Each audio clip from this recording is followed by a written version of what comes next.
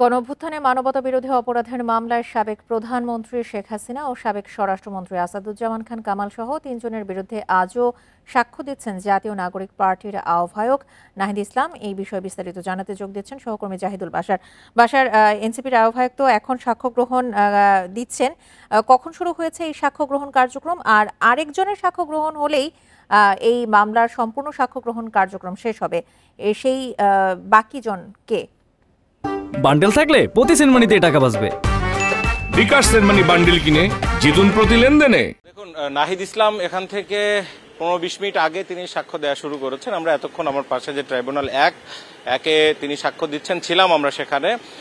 নাহিদ এই যে পুরো জুলাই আন্দোলনের একেবারে তার যেই শুরু থেকে সেই 5 জুন হাইকোর্ট যেই কোটা প্রথা বাতিল করে পূর্বের কোটা অর্থাৎ কোটা প্রথা বাতিল করে যে প্রজ্ঞাপন দেওয়া হয়েছিল সেটাকে অবৈধ ঘোষণা করার পরে যে কোটা ব্যবস্থা আবার পুনর্বহাল করে হাইকোর্ট রায় দিয়েছিল, সেই 5 জুন থেকে শুরু করে এখন পর্যন্ত আমি কিছুক্ষণ আগে দেখে আসছি তিনি 26 জুলাই পর্যন্ত তিনি বলেছেন, অর্থাৎ ডিবি কার্যালয়ে তুলে নেওয়া পর্যন্ত তিনি এক এক করে বর্ণনা দিয়ে যাচ্ছেন।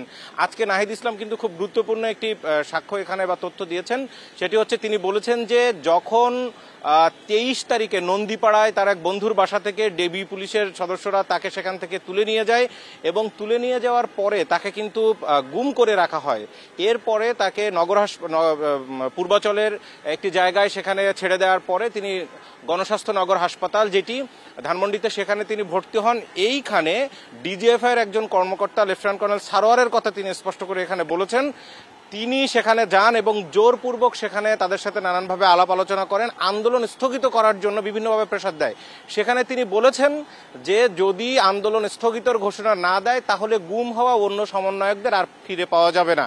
নাহিদ ইসলাম কিন্তু এই বক্তব্য তার জবানবন্দিতেও দিয়েছিলেন। ইন্ডিপেন্ডেন্ট টেলিভিশনের হাতে আসা সেই জবানবন্দি নিয়ে আমরা এর আগে সংবাদও প্রকাশ করেছিলাম। আজকে তিনি সেটি সরাসরি সাক্ষ্য দিয়েছেন। তিনি বলেছেন যে এইভাবে হুমকি দেওয়া হয়েছিল যে আন্দোলন স্থগিত না করলে অন্যান্য গুম হওয়া যারা সমন্বয়ক রয়েছেন তাদের আর ফিরে পাওয়া যাবে না। অর্থাৎ তিনি বলতে চাচ্ছেন যে তাদেরকে একেবারে নিখোঁজ করে ফেলানো হবে অথবা হত্যা করা হবে, এটি হচ্ছে তার বক্তব্য। যাই হোক, তিনি 23 তারিখের পরে সেখান থেকে নগর স্বাস্থ্য হাসপাতাল থেকে আবার ডিবি পুলিশ তাদেরকে ডিবি হেফাজতে নিয়ে যায়, অর্থাৎ ডিবি কার্যালয়ে।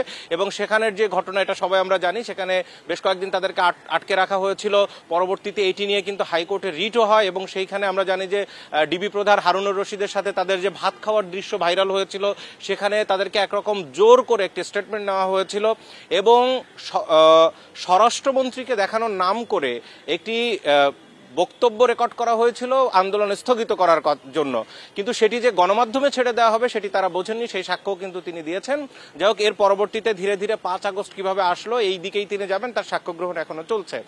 আপনি জিজ্ঞেস করেছিলেন যে এর পরে আর একজন। হ্যাঁ, দেখুন, শেখ হাসিনার বিরুদ্ধে এই মামলায় মোট এই নাহিদ ইসলাম সহ এখন পর্যন্ত 47 জন সাক্ষী দিচ্ছেন। নাহিদ ইসলাম 47তম ব্যক্তি যিনি সাক্ষ্য দিচ্ছেন।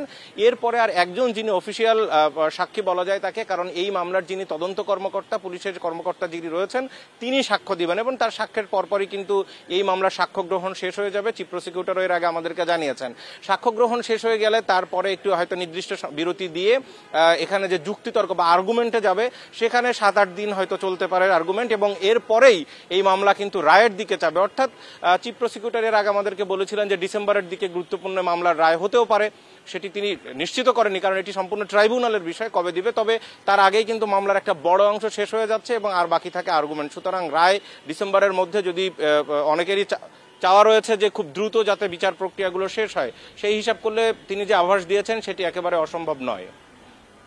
ট্রাইব্যুনাল চত্বর থেকে সবশেষ তথ্য নিয়ে জানাচ্ছিলেন আমাদের সহকর্মী জাহিদুল বাশার।